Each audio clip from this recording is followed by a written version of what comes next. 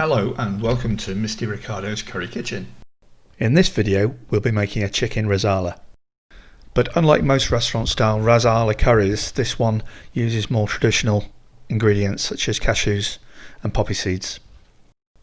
I recently tasted the traditional style Rezala in a Bengali household and I was absolutely blown away, and I decided to recreate a BIR version of it. If you want the full recipe including the ingredients for this, it's on my website, mistyricardo.com. You'll find the links in the video description. It's a British Indian restaurant style curry, so you'll be needing some base gravy. I'll put a link to the video in the video description below. So let's get cooking. So the first thing we're going to do is make a paste from cashew nuts, white pepper, poppy seeds, yoghurt and optionally some green chilies for heat.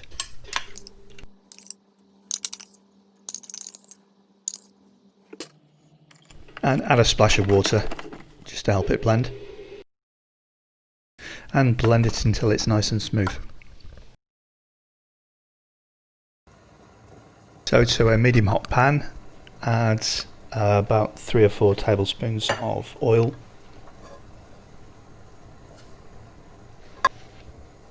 and when it's warmed up add the whole spices. We've got cassia bark, green cardamom cloves, cumin seeds and some black peppercorns for 30-45 seconds or so, and so that the oil gets infused with the flavours of the spices. Now it's time for some sliced onion. We're going to cook this slightly longer than normal. We want some caramelisation happening with the onion, so we're going to cook it about 3 or 4 minutes, stirring occasionally. This is about 4 minutes in. I've already added some ginger garlic paste shortly before, and it's time for the spices. We've got some mixed powder, garam masala, sugar, salt and a little bit of chili powder, which is optional. And I've just added a splash of base gravy to help quench the spices, to stop them burning and give them enough time to cook properly.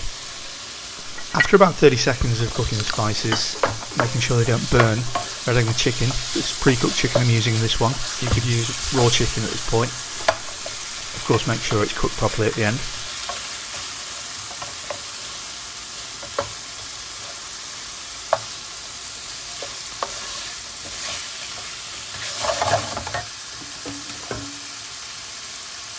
I put the first ladle of base gravy in, about 75 millilitres.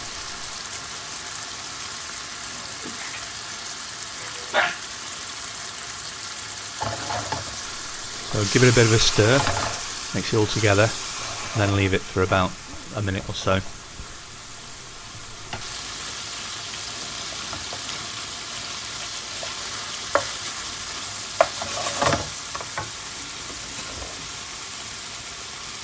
And then another 75 millilitres base gravy. Stir it once, just leave it to cook again, reduce down.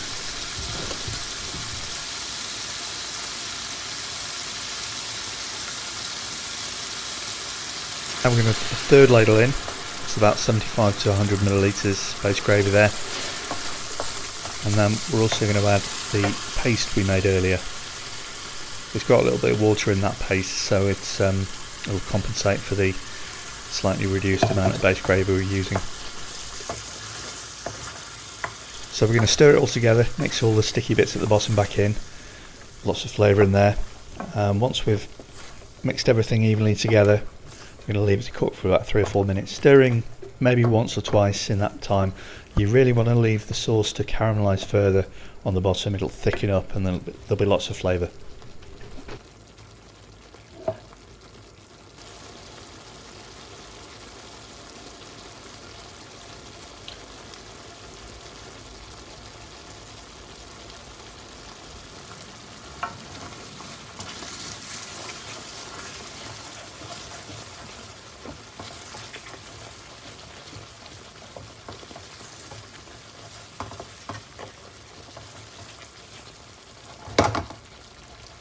So after about 4 or 5 minutes, we're pretty much ready.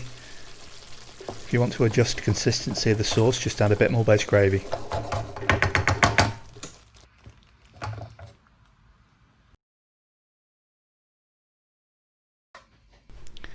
Right then, it's time to plate up and add some final touches. For this I'm going to drizzle 1 teaspoon of rose water or 1 teaspoon of kewra water and a pinch of saffron soaked in some milk, and finally a sprinkle of cashew nuts which have been toasted in a dry pan. So finally, let's have a taste. Oh yes, very tasty. Well, curry peeps, you really have to try this dish. I think you'll really like it. Well, this is a brand new recipe, it's not in either of my books. With Indian Restaurant Curry at Home Volumes 1 and 2, you'll find plenty more recipes. And you can find all the details at my new website, mistyricardo.com. Thank you very much for watching the video. I hope you enjoyed it, and even better, I hope you try the recipe. And if you did, please like and subscribe.